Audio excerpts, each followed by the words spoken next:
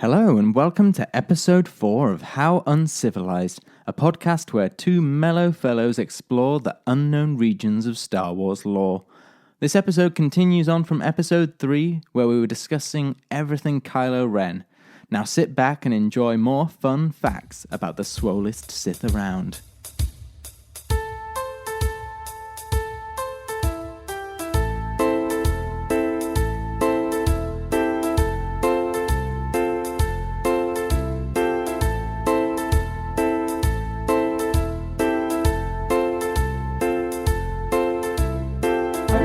Tell us what the next question is. I think I'm going to like this one. Yeah.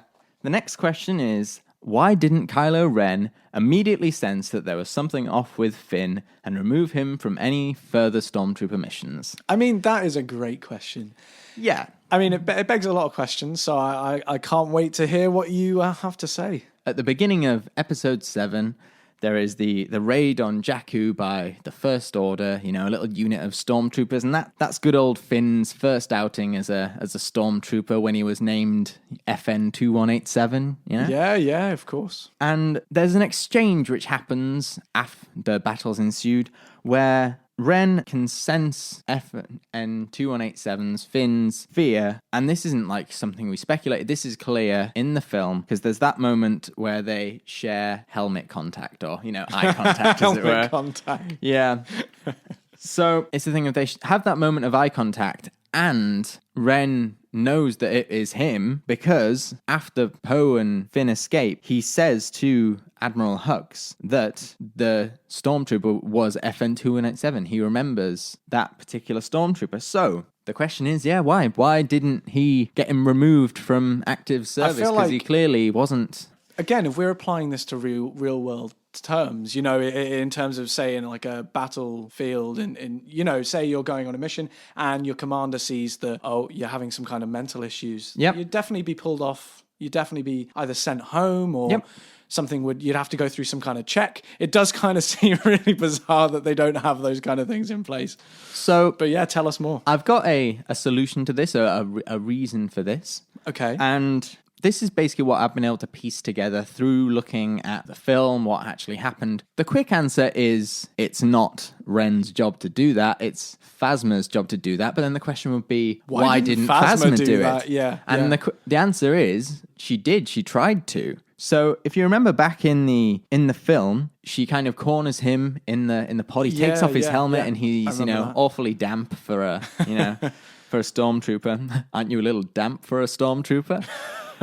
She tells him to go submit his blaster to be checked, and because of that, she would be able to tell for certain that he didn't fire anything, he didn't kill anything.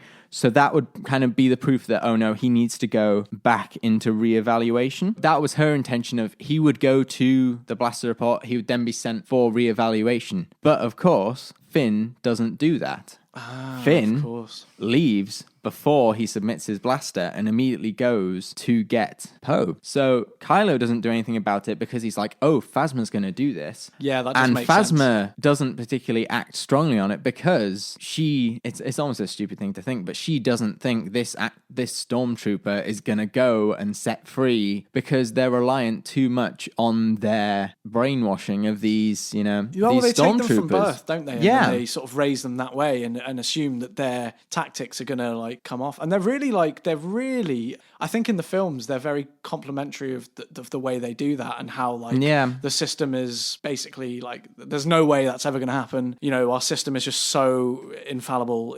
There is the feeling, especially in episode 7, that Finn is the anomaly for being able to almost combat this kind of mind control and this brainwashing. We of course later learn in episode 9 that there are a bunch of other escaped stormtroopers, and it's never brushed up upon. And that would imply that they would know that they have some kind of problem with the, sort of the gene or whatever it was they're putting in there, whatever they're doing to brainwash. It's not clear. If Finn was the first case, I would understand because it's never happened before. It's fine. And also they do heavily imply that he's somehow force sensitive, don't they? Yes, that's the thing as well. That might be another thing that they didn't realise. That I'm not sure whether that would kind of beg the question of why didn't Kylo sense that he was force sensitive? Yeah. But maybe maybe, here's a theory, I'm just spouting off my head here. Maybe because of the brainwashing involved in becoming a stormtrooper, it almost dampens your Force sensitivity. Maybe that's something. Because, like I said, I mean, the film's called The Force Awakens. Like, you know, it awakens in many places. It awakens within Rey. It also kind of awakens within Finn as well. Yeah. So it's been repressed all that time. And now that he is free from the First Order, he is free to express himself and become, like you say, Force sensitive, even though he's not massively Force sensitive. Yeah, it's intriguing. One thing I've been thinking, though, is reevaluation. Would that be where he's basically sent to something similar to, like, say, the Neuralizer in Men in Black,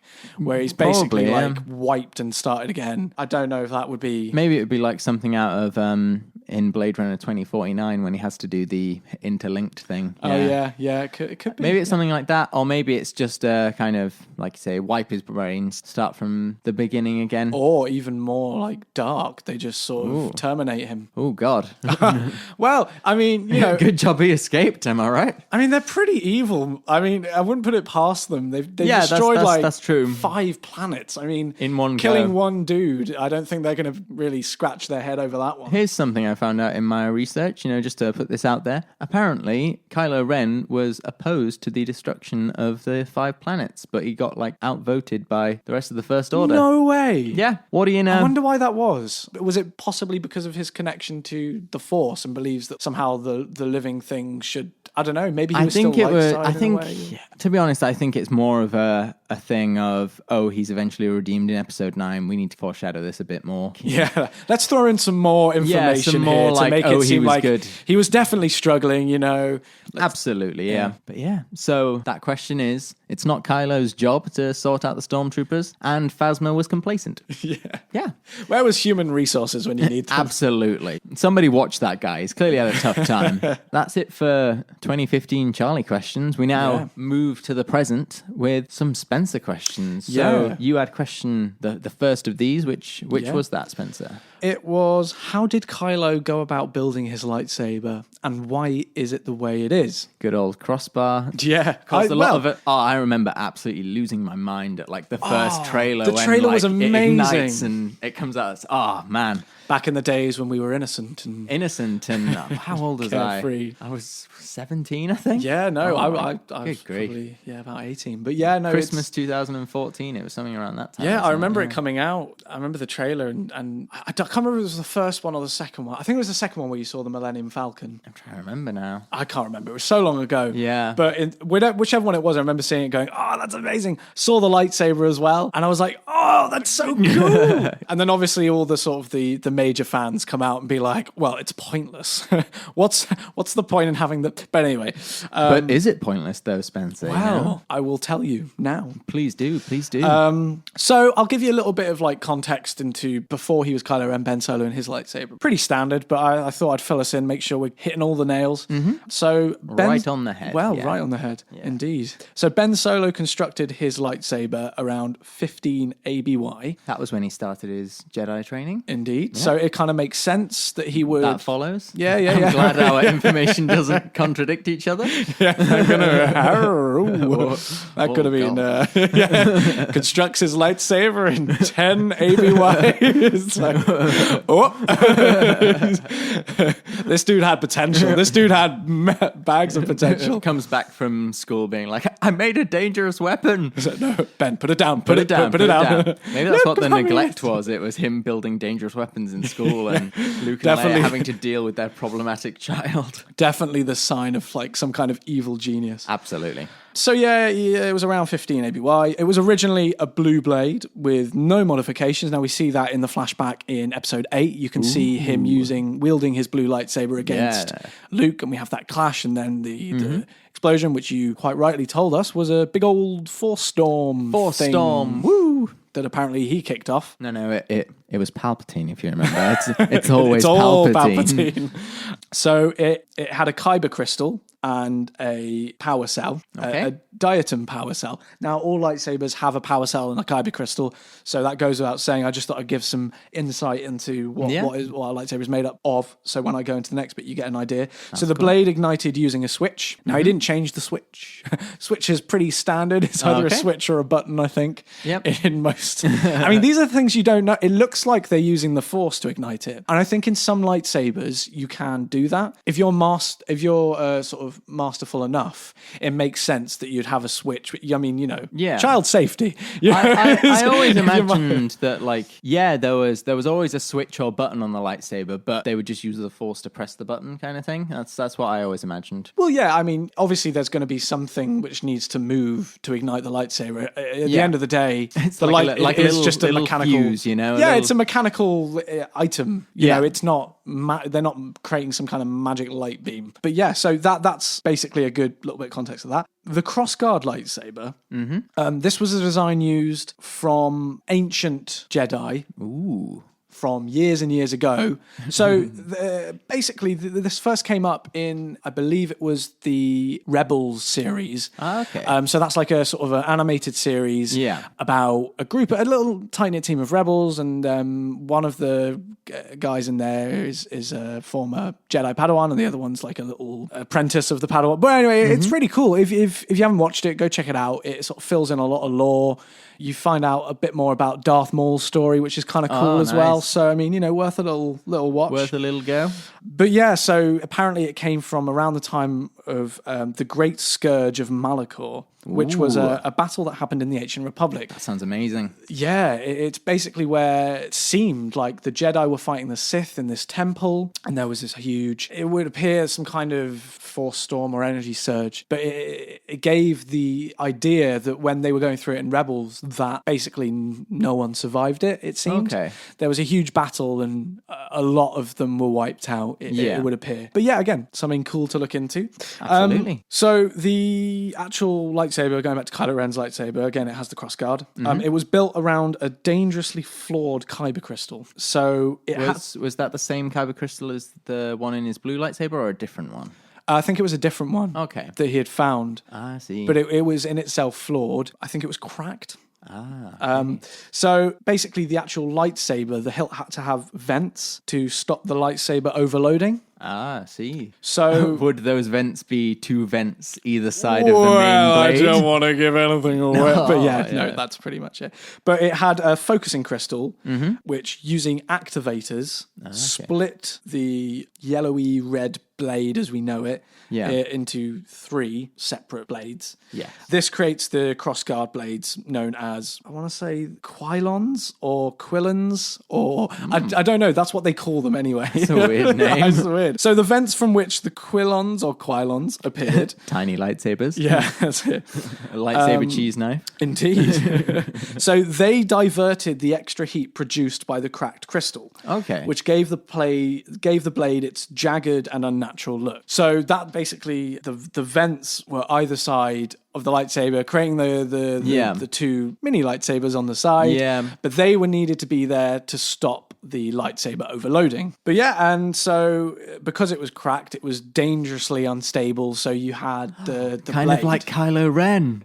Well, exactly. It's a metaphor. Oh, I love a good metaphor. But it's assumed that Ren eventually gained the knowledge to repair the blade, but chose not to, as it was sort of, as you were saying, it relates well to him. It was fearsome, it was volatile. Yeah. And he really liked that kind of the uncertainty and that it brought with it. I think he really liked it. I mean, to be fair, it is very cool. It looks amazing. It's one of the, in my opinion, one of the coolest lightsabers we've had on screen, Definitely. And actually, I did research ages ago about Kyber Crystal's lightsabers. Yeah. Especially going into the facts of why do the Sith decide to use red crystals in their lightsabers. It's because that particular strain of Kyber Crystal, the red ones, they're incredibly powerful.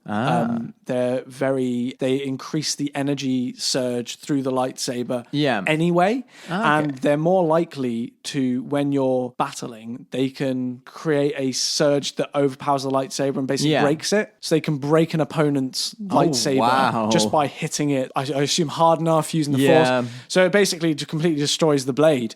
So with Kylo Ren's sort of unbalanced, overly powered one, you'd imagine that blade itself, in its incredibly volatile sense, could be capable of shutting down a lightsaber if he wanted to. I assume it's mainly to do with the force powers that's used and being able to focus your force powers into the kyber crystals. As we know, kyber crystals are force sensitive crystals. So I am speculating now in that maybe Kylo Ren couldn't use that because he couldn't quite focus the crystals. I don't know. Maybe not. But it's a cool little theory. Can I tell you, I thought another reason why the Sith have red lightsabers is because all the kyber crystals, I need to look it up, all the kyber crystals in the world, or in the galaxy moreover, came from one planet, and they were the colors like blue, green, purple, yellow, all those colors we know. But when the Sith departed from the Jedi, they wanted to differentiate. And they were banned from the planet. So the reason why they're red, or another reason why they're red, is that the actual crystals inside Sith ones are synthetic. They're not actual crystals I from think I did some the research. Planet. Yeah, what's that planet called? I feel like I did some research. It begins with an O or something. I can look it up now if you like.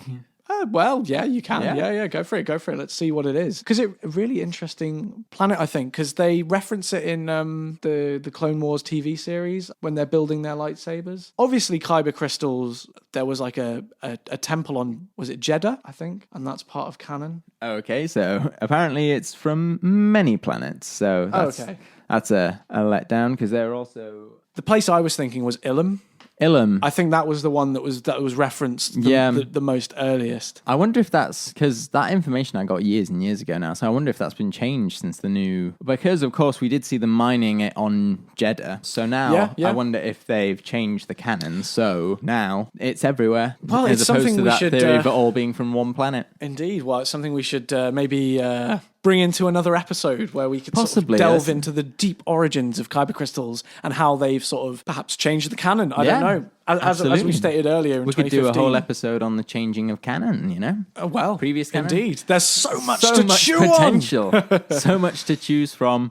I don't think we're going to run out of ideas anytime soon. Well, definitely. But we'll stop this little tangent now and try and get back on track. So, Charlie, what's the next question? What was Kylo Ren's lightsaber? And it turns out it's just a cracked crystal. Yeah, pretty much. It's a cracked crystal. Yeah, it's pretty simple. That's very cool. The question I have, which is, what is Kylo and Rey's force bond? In terms of the films, one of the most interesting aspects, which I enjoyed watching, was the connection between Kylo and Rey. Yeah, and I thought, though obviously there was a bit of confusion surrounding the story arc, mainly to do with the fact that they had separate directors, or, well, Rian Johnson in the middle. Yeah. I thought that was one of the good things that he added in, and they were actually able to build on it throughout the series, which I thought was really well done. Some of that connection stuff was my favorite bits in episode 8 and my favorite bits in episode 9. Like, I thought it was a really good new idea, something we hadn't seen before. Brilliant feature. Yeah, absolutely. So, again, I like to give a bit of context around these things. The beginning of this bond was initially before episode 8. It was in episode 7 when Kylo captured Rey.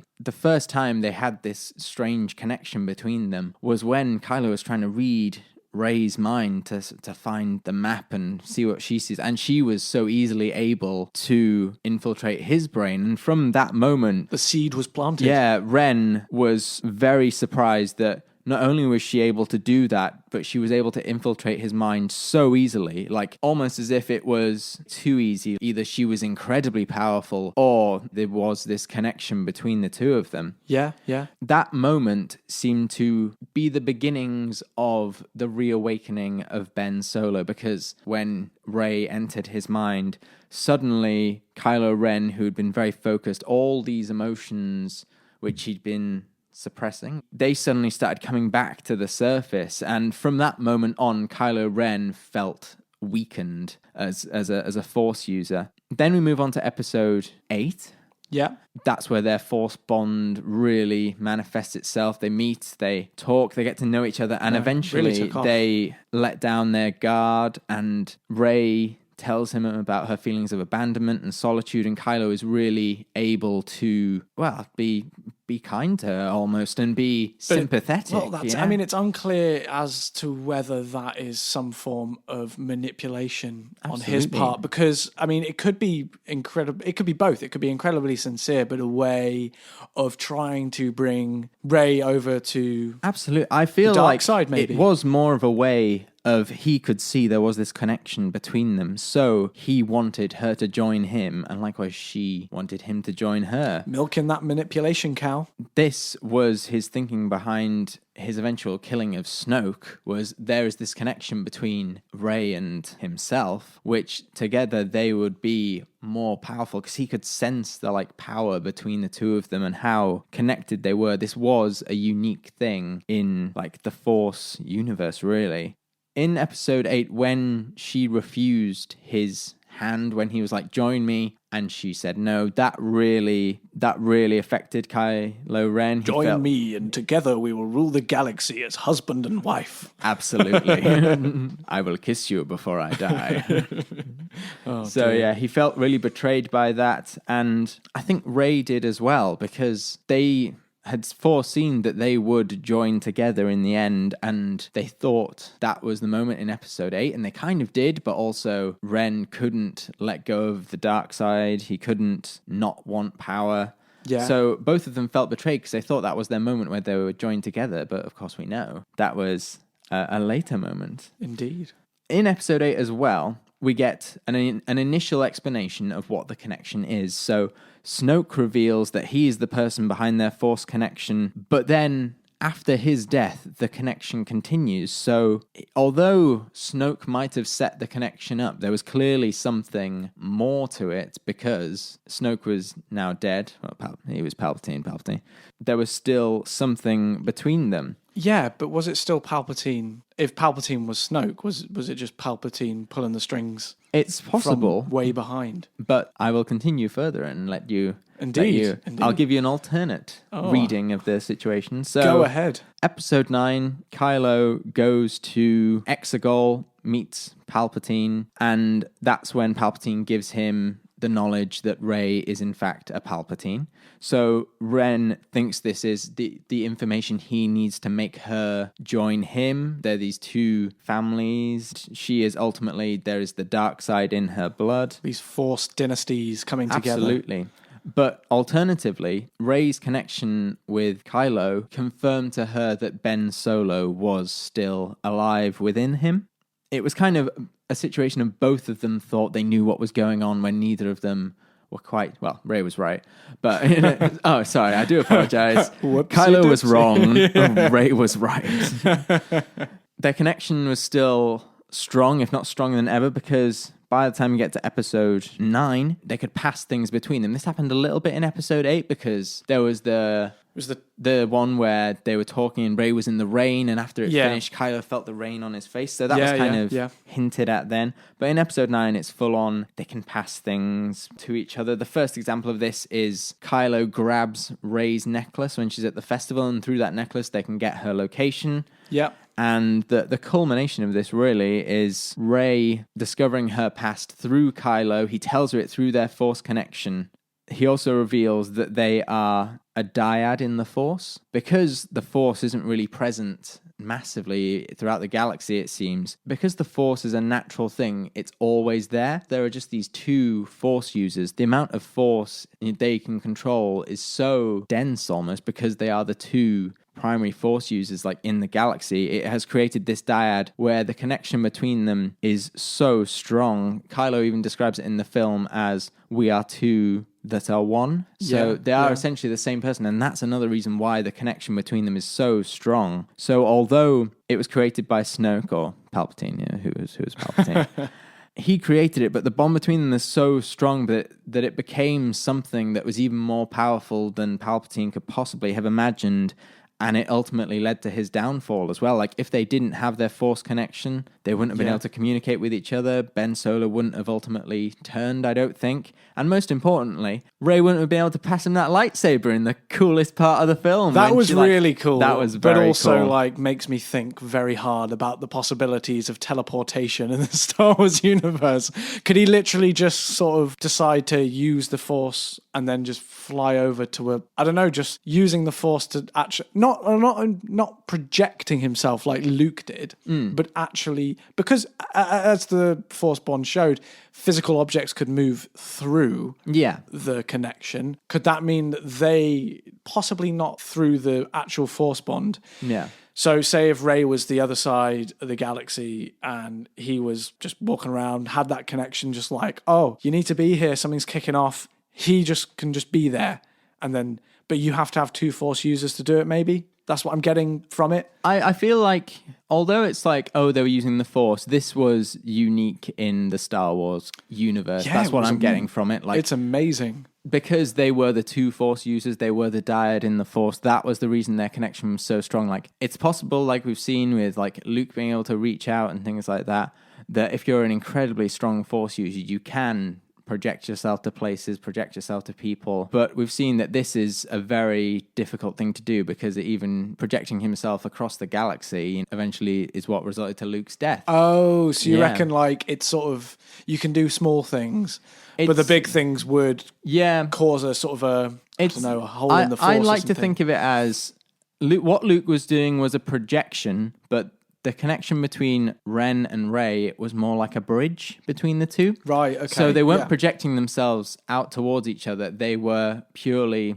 there was a connection between them which they could pass between. Yeah. And eventually they do learn to control it as well. Like in episode 9, Kylo can talk to Rey at will. And which is great. That's very, very cool. Yeah. It is really cool, and one of the best things about the new trilogy, definitely. Yeah, I've got my opinions about like Palpatine and Snoke and stuff, but I do like stories where the bad guy almost sets themselves up to fail. So Snoke, in making this connection between them, then sets up the fact that Snoke was then defeated and Palpatine thus was then defeated as well. I love things like that where it's so their own ironic demise. It's great. Of course, their own demise, Yeah. So the third question and the last question of this session, it's similar to the second one where it's all about the Force, but it's about Kylo's use of the Force. How does Kylo use the Force? How Force sensitive is he in comparison with other Skywalkers and other Jedi? And we're both going to be covering this one, just kind of throw some ideas at the wall. We're just going to sort of like done a bit of research on this, but I mean, generally speaking, again, it's ambiguous. It's not really clear, but I have found a few things which might be interesting to sort of go over. So it is clear, like from episode 7, that you can see he has many advanced abilities in the Force. Yeah. You know, he can block lightsaber, so he can block blaster bolts. Quite easily. Yeah. Obviously, that was something taught to him by Luke, I'd imagine. And he can stop a blaster bolt in the air with the Force. Yeah. Which again... And hold it there. Not only stop it, hold it there. And that was incredible. That was one of the... my favourite things of Force Awakens in terms of the Force development. One of the holy shit moments of like, oh God, what? Yeah, it's definitely like just amazing. The Force definitely needed an evolution of some kind. Absolutely. And the way they sort of showed that off instantaneously in that first film was just, I was just like, what's happening? Where's that going to... And eventually, obviously, it just went ping and just... That was quite funny. I thought he'd literally just go crush it and then it would just disappear, but no, just left it just ping out. So he's naturally gifted but untrained. Mm-hmm. He has no real teacher at the point that we see him in The Force Awakens. He's at beginner's level. Obviously, Snoke is there, but I mean, again, this is something that's very unclear how much training Snoke actually gives him. Yeah. Don't know if it's that much. But obviously we see him use many different powers, so that's stopping the blaster bolt. But then also we see him reaching into a couple of characters' minds. So there's Poe at the beginning, and then later on Rey. Mm-hmm. You can see it's easier for him to sort of get into Poe's mind. Yeah. I think that is because he is generally used to finding beings that are not Force sensitive. Yeah. So that when he comes to Rey and finds she's Force sensitive, he doesn't know how to deal with it. He's confused. He hasn't been trained in that way. So I do get that sort of that feeling from that scene. Yeah. Definitely. just looking at it. But on the basis of sort of like delving into minds, interestingly enough, and this is canon, going back to the Clone Wars animated TV series, there's an episode where Mace Windu, Obi-Wan, and Anakin both try and use this power, but it takes all three of them to try and use it on a person. So it seemed two very experienced Jedi Masters. One of them, I'd say one of the most powerful ones, Mace Windu. Yeah. And then Anakin Skywalker. Again, someone who's very well furnished with Force abilities at this point as well. Yeah. So it took all three of them to actually use the power. And so you sort of compare that to Kylo Ren using the power on his own with no training. And it makes you think, wow, because these three Jedi had a lot of training behind them. Absolutely, yeah. So it sort of makes you really think he must have some amazing potential. And so Darth Vader could actually take what he wanted from anyone's mind. He had that ability, and that's possibly why Kylo Ren enjoyed using it so much. He'd seen all the various, heard maybe stories, read stories, whatever. That was what he did and wanted to take from it. But it seems to me that he had the same potential, if not more than Anakin Skywalker, if you're looking at it in that terms. Obviously, he definitely had the same potential. The difference was that Darth Vader was trained by Palpatine to use that power. He had an idea of using it before. Yeah. He could probably refine it. So that's why he was that powerful. But Anakin, before that kind of training in what was probably considered a dark side power, there were two other people that were needed in that. So, it's really cool when you think of it in that way. You're looking at his Force sensitivity, his natural Force abilities. Really cool, really amazing. Absolutely. Lots of possibility there. I found similar things when I looked into it. What my main takeaway from it was that in terms of raw power, he was incredibly powerful. Definitely. It's just, as he was ultimately untrained, really, he was so influenced by his emotions. Yeah. For example, in episode 7, we see him do amazing things. Like, he could stop a blast ball in the air, like you said, but he did other things. Like, he was able to freeze Poe in that position. Of course, he could freeze Rey. That was amazing, yeah. Not only freeze her, but move her arm out of the way so she was no longer pointing a blaster at him. He could make her go unconscious using the Force by doing his, whoo, and she collapsed down. But then, when he kills Han Solo, his emotions are so raw and at the center of everything he is about. When he's not in control, he is incredibly vulnerable. So things like he gets shot by Chewbacca, which is surprising. Considering you earlier in the film, it was shown that he can deflect blaster bolts. So very bizarre. He was shot by Chewbacca. He was ultimately defeated by Rey. But even before then, when he managed to defeat Finn, it wasn't exactly an easy fight for him when it should have been. He was wounded, but it was not just that. It was the fact that he was just full of emotion and unable to almost concentrate on the Force, that it meant he was so vulnerable at that point. When he defeats Finn, the lightsaber gets stuck in the ground. He goes to Force grab it and he can't. That's how come and go his Force powers are. But it seems to me like he's not channeling it either way. Yeah. He's not channeling it to the light side or the dark side, and he's having a struggle as to which. So he's touched on both, I imagine. So he's struggling as to what to pull on, and it's definitely that thing of he's so powerful. It's just kind of untethered and untamed, really, and that's how he is appears to have such little control over it, especially in episode 7. He becomes more controlled through it in episode 8 and episode 9, but again, because his emotions are so clouded by conflict within himself, it never allows him to reach his full potential until ultimately at the end of episode 9, when he's able to defeat all of the Knights of Ren, these supreme warriors who can use the Force. He defeats them single-handedly because suddenly he is now focused within himself and within the Force. And it's amazing to see. Yeah. One thing I wrote down here was Rey's Force sensitivity makes Kylo look crap. I mean, it really does. You just look in the film and he's really confused. This guy's obviously had some training, and then Rey just walks in just toodly-doo, here I am. I understand, it's great learning about all these things, but when you do watch the film, it's kind of, there is a moment of so why isn't he just kicking their asses?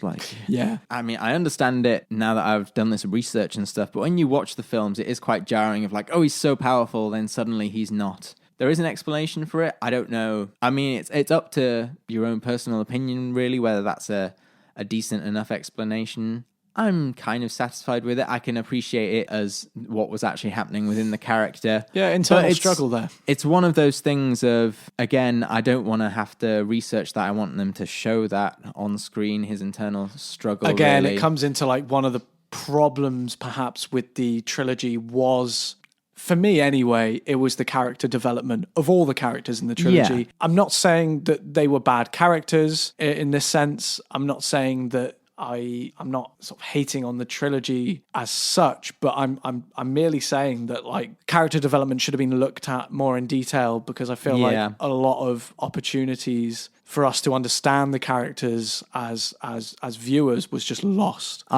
I'm a little bit conflicted because I love doing this. I love looking into the extended universe and stuff, but there's a few things I learned, especially for this about Kylo Ren, that I feel like we should really have learned in the films. And I know the films are only so long, but some of this felt like really important information for us to know, or at least get a glimpse of. Yeah, or even some sort of hint anywhere. Just any kind of it. There just wasn't that there.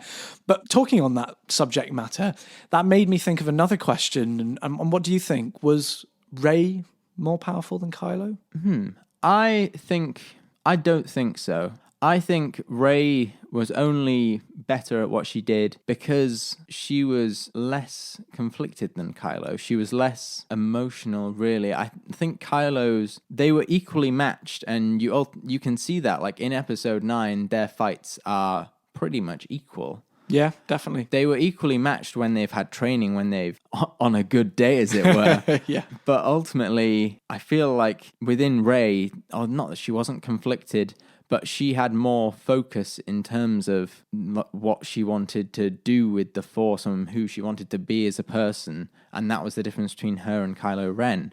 And Ren, their names are so similar. I know. Ren and Rey. And after first name is Kylo and Rey. Kylo, he was so conflicted that was really his hindrance of, because he'd been neglected and felt all these conflicting emotions, he was stinted, yeah. And that's a shame. That is a shame. But I definitely argue the same thing. I feel like of all the characters, actually, I would say that Kylo Ren was the most Force sensitive. Absolutely, yeah. Had the biggest potential. From what I've read, from what I've seen, it would appear so. I mean, you don't see anything. You don't see Rey use any powers that Kylo does in the first film. No. You don't see, and again, that might be down to character development. We don't see anything in terms of, for me personally, I don't see any development of her in her training. No. For me, she's still the same character in episode 7 as she is in episode 9. Yes. Which is character development flaw. Frustrating. We can only go with what we have. So it implies to me that definitely Kylo Ren was much more powerful. Yeah, it's kind of a nature versus nurture kind of debate of like, within their nature, I think they were equally matched, but the actual circumstances around their abilities and their training meant that one was better than the other. Because Kylo was being trained as a dark side user, but because he was conflicted about the dark side and the light side, it meant that his training was perhaps... It's almost like being taught something that you're not sure you want to learn. Like, of course, you're gonna not learn it as quickly as someone who's like, right, I wanna become a Jedi. This is my focus. This is what I want to do. It's crazy that they like, for someone who had such like a turbulent childhood, like Rey. Yeah. Like, for her to turn out to be this like calm and collecting influence, which she is. Obviously, she does have those visions of the dark side and whatever. Yeah. But I mean, come on, that's nothing. I feel like a lot of it's nothing, and she is just this calm, collected. Like, she was abandoned as a child. Yeah. I mean, Kylo Ren makes a lot of sense. Rey, on the other hand, I have problems with. But I'm sure we'll go into detail about Rey at some point. At a later episode. Indeed. But that brings us quite tidily to the end of the podcast there. I mean, what did you think of that one? I thought that was pretty cool, if I do say so myself. Like, Kylo Ren, this is no secret, he is my favourite character. He's my favourite character as well. The new series. I hope to come back to him, because I feel like every time I learn something about Kylo Ren, I realise how much more there is to learn. I could happily sit and talk about him all day. But definitely. I'd argue that of all the characters, his development was the one that I would consider to be the best. Yes. The most thought through. if we're, exempting episode 9, there were a few things that I thought should have gone perhaps differently in that episode for me, but I'm not going to go into it now. I don't want to bring everyone down. That's the thing of whatever we say on here, we love Star Wars. It's one of our favorite things. That's why we're doing this podcast, and we don't want it to seem like we're sat complaining when ultimately... No, we love it all, really. Yeah. Every single trilogy, every single spin-off, every single TV show. I mean, they all have their flaws somewhere. You can nitpick at anything, but... Yeah. We're going to try not to be too nitpicky. Yeah, they definitely. say after an hour and a half. Yeah. But yeah, as I say, thank you, everyone who has tuned into this episode of How Uncivilized. We hope to be back soon with some more episodes, so look out for our episodes coming soon. See you soon on another episode of How Uncivilized. See you soon, Spencer. Thanks for listening to episode 4 of How Uncivilized. Now that we've covered Ben, Ren, Kylo solo, we're going to keep it in the family next time and discuss everyone's favorite absentee Jedi, Luke Skywalker, coming next week. If you enjoyed episode 4, episodes 1, 2, and 3 are still available to listen. You can find us on Spotify, YouTube, SoundCloud, and Apple Podcasts.